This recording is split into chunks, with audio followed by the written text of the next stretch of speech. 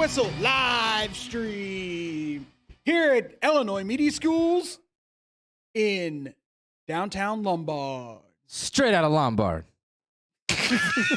Yeah, we're starting it again, Andrew. That's right. I'm not letting that go. It's too good. That's right. We're starting it again. I wish you would. I really do. I wish a mother trucker would.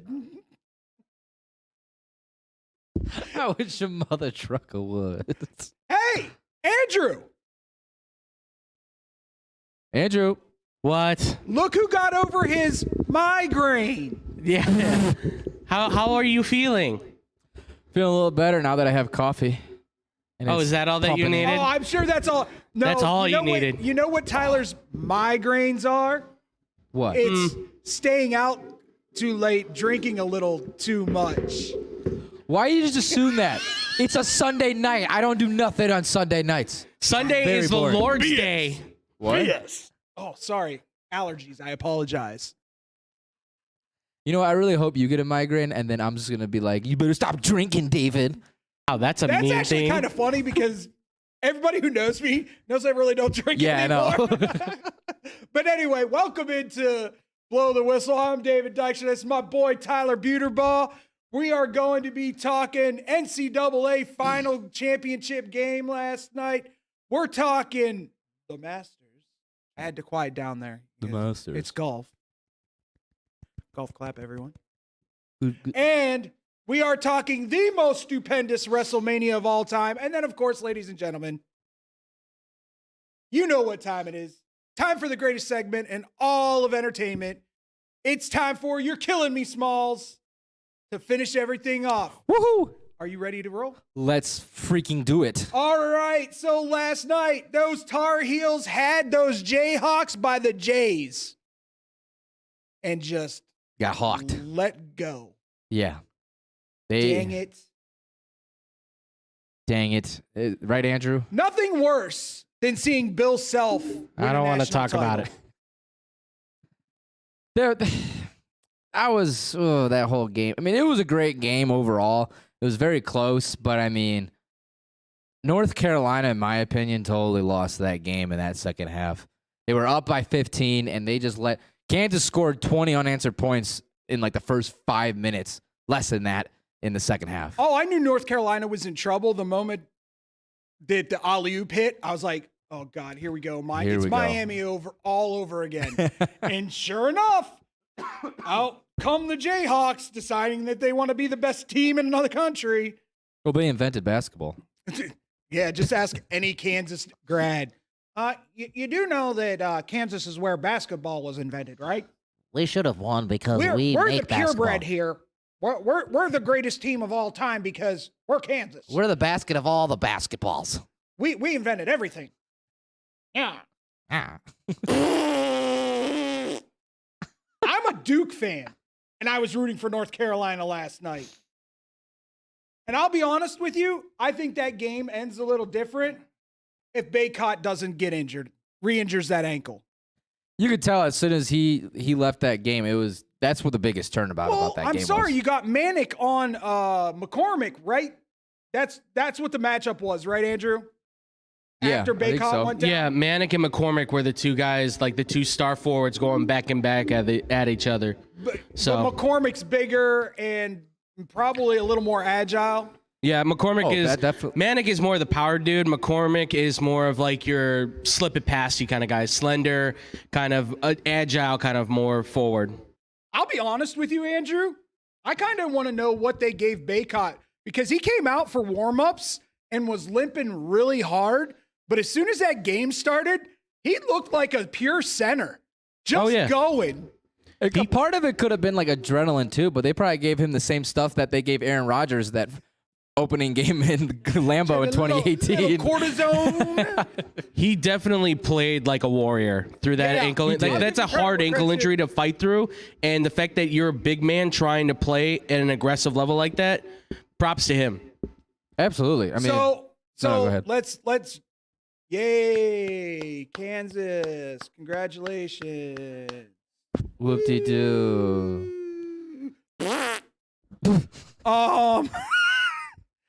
I really want to focus on what this is. Because listen, nothing's going to change at Kansas. They're already the odds-on favorite to win repeat next year. So let's focus on the runner-ups, North Carolina. What do you think this does for their program now moving forward? Because it was Hubert Davis's inaugural season. Yeah. So what do you think this does for that program moving forward? I could see them being a top 5 team next year, easy. I think with seeing how Hubert Davis took over this team and landed in the championship where no one expected them to be, I think that just makes a huge statement right there. And I'm liking how North Carolina is going to be next year. I mean, we don't know exactly. No, we haven't heard any of the players entering the draft right now. I think you're stupid if you're Baycott. I would capitalize on this momentum right now and enter. You're probably not going to get drafted till the second round, but still, I think before this tournament, he's undrafted. Would you agree with that, Andrew? I still think there might be a chance he might go undrafted. Just because he's he's like a 22-year-old big man, you know. I don't know about that. I think he gets drafted. I really do. I see it if he does, it's in the second round. Because I mean, I think just with his performance he put in this whole tournament, I mean, I think that definitely brings up his value a little bit. Okay. I think that he got his more recognition because I didn't really hear about him until I started watching Kansas. No Kansas. They already Kansas. They Bad already Kansas. won. That North Carolina was just steamrolling through the tournament. So I mean, that's where I really heard about him. I think that's just going to bring his name out a little bit more. But with his injury that he had, that might, I don't know, it might balance out, and we'll see. It'll be interesting to see what happens with North Carolina moving forward. I think this sets them up easily for the next 5 years to be back to where they've been in the past, getting some quality recruits and maybe a one and done here and there. But congratulations to Hubert Davis. Nobody thought you'd get this far. Nobody thought you had a chance in hell to win the national title, and you almost pulled it off. Absolutely, yeah. I'll have to look it up. But I mean, has there been any other there has to be other coaches that have made it to the national championship in their first year of coaching? Ooh, I don't know if there's any, to be quite honest. That's a really great wait. I don't think there has any. I don't think there's any that have won the national championship. I'm just wondering, at least making it to the national championship. I'm going to look that up real quick. I will say this: we gotta let's give a quick shout out to Alan Bell, though. Yes. Predicted the exact final score of this game. $10 bet turned into $2,300 to predict the exact score. Where were you, Andrew? What? You could have done that. Listen, if I would have known, I took the +4 on UNC and I took the under, okay? What did you do with the betting book that we got from Marty McFly? I tucked it away. Okay. You lost it, didn't you? Okay, yes, I lost it, all right? It's gone. Wait. By the way, for those who are wondering, this is not the first coach to ever reach the NCAA tournament in his first year. As of this point, only one coach has ever won the title in his first year. 1989, Bill Frieder won the title for the Michigan Wolverines. As for coaches who made it, who made it, Kansas's Dick Harp made it with the Jayhawks in 57. Indiana State's Bill Hodges, we can't forget, made it in 79 with good old Larry Bird. But unfortunately, of course, fell to that Michigan State team. But yeah, so Hubert Davis is joining a pretty good group of coaches out there. That's a great. He's also taking over a great legacy. That's a great list of names to be put under as. Listen, yeah, I mean, there's also Steve Fisher, Bill Guthridge, Gary Thompson. Fisher's got to be on that list, doesn't he? I forgot about Fisher. So. Steve Fisher's on there for Michigan, and again in '89, part of that because he was obviously hired once the coach was fired. Bruce Drake, Ray Meyer for DePaul, for those who are DePaul fans. Good old DePaul Ray Meyer, losing to Georgetown in that one. I mean, there's a lot of good coaches in there. So Hubert Davis is joining a great group of names. Jim Valvano from NC State. I know he wasn't his first year. Was it his second year? I don't know what year he was in. Because I know he just That started would with be, I think he was in his third year. Third year, with, okay. with North Carolina State.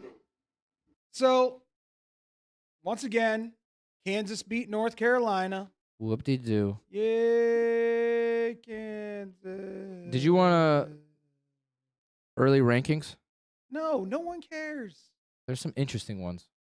Please do tell. What are the interesting early rankings for next year, Tyler? Right now they have Arkansas at 1, Who cares?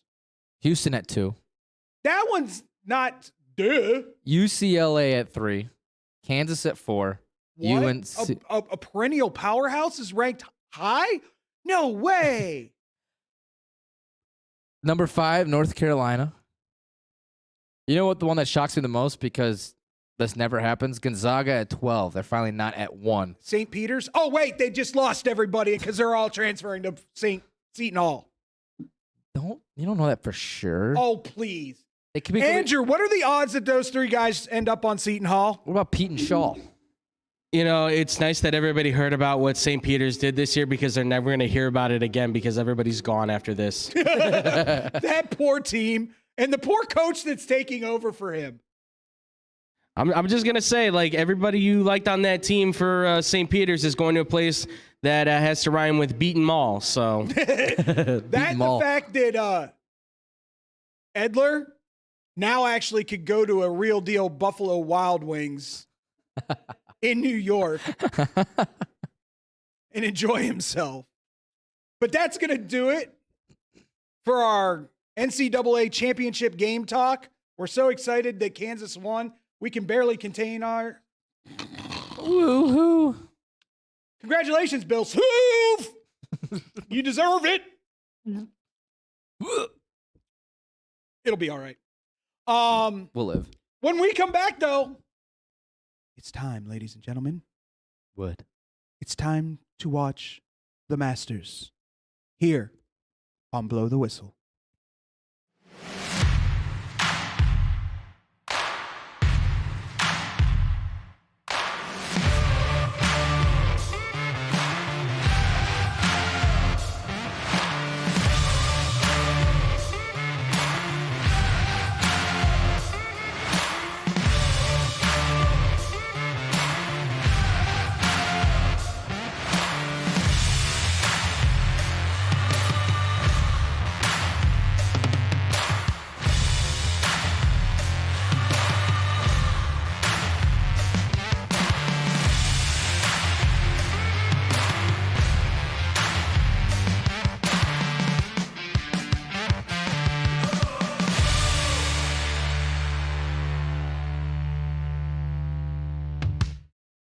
Man, I'm so hungry. I need somewhere to eat fast.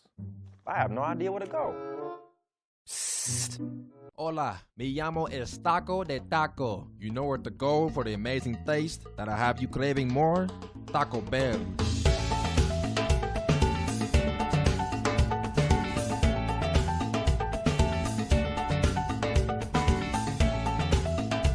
All right, can I get 20 tacos, please?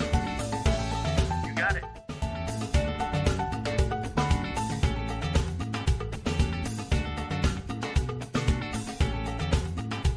Thanks, Taco. De nada.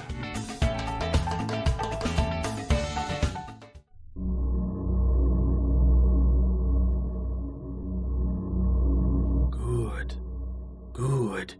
That's it. Eat the tacos. Taco Bell. Live más.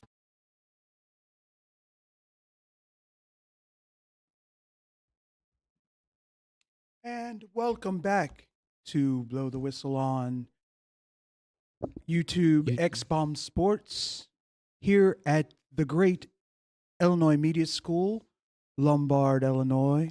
Straight out of Lombard. We are now going to talk the Masters. Who we like, who we don't like, who's going to fold, who's not going to even show up. But the big news out of the Masters is El Tigre is back. The paw is good enough to go. Whether or not he makes the cut or not will be seen over the next couple days. Oh, here it comes. That's you. Ooh, I bless you, sir. Thank I you. bless you. I think I have another one coming. Oh, jeez Louise. Oh, this is why you don't snort Coke before. I'm allergic to show. golf. This is why you don't snort Coke before the show, dude. I don't do Coke. I just do coffee. Quit snorting caffeine. But anyway, big news. Tiger's back. Going to try to go and make a run of it at the Masters. It's going to be very interesting to see how different he is in a competitive environment and how much that leg's really going to affect the way he plays. Yeah, that will be interesting because I've remembered here that he had a leg injury recently, but then you look and we were talking about It's how still from the accident. is it still from that? Yeah. Okay, so he's still dealing with that injury. He's still recovering from the. That could be taking a toll, but I mean, his odds to win this is still higher than I expected to be at plus 5,000 compared to you go down the list of the rest of the guys that are projected to be I'd participating. I'd sprinkle a little little pizza money, yeah, Well, yeah, why not? I mean, on Tiger. You never know what Tiger like. He's so competitive that he might just like work through the pain, get shot up with some cortisone, and just go.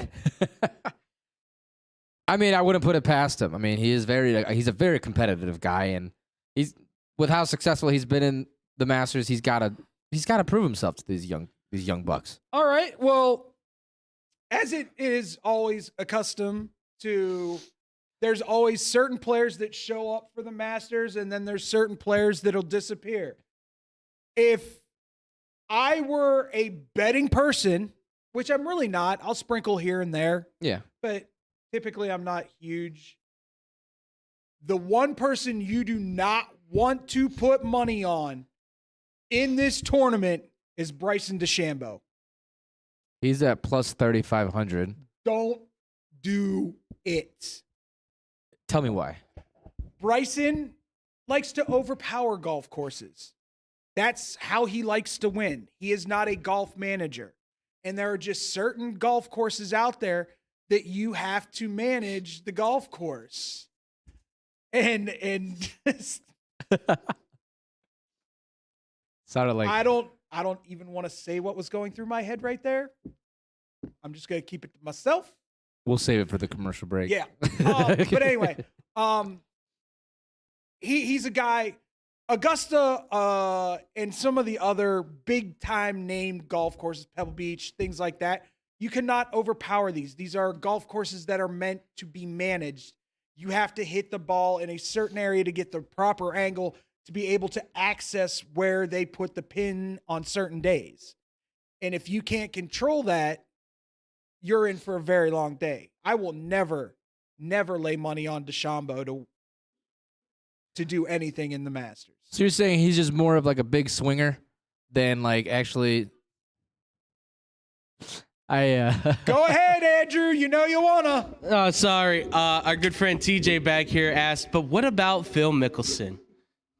Phil's not even showing up. That's the joke. Yeah, Phil's not. For anybody even out there showing- wondering, Phil has is screwed himself so bad that he's not even showing up. Phil's in timeout with the league. Oh, absolutely. like What? Yeah. What? smacked on the wrist, Dunce cap put in the on. corner, and nobody puts baby in a corner. So you know it's bad when Phil's like, I'm not even going to show up at a tournament. I could maybe even actually win because it sets up better for left-handed golfers than any other tournament out there. Wait. So yeah, explain this whole thing. Why about Phil Mickelson? So I'm trying to look it up. do you want to explain the Super League? Do we want to go into that again, Andrew? I can do it really briefly if you want.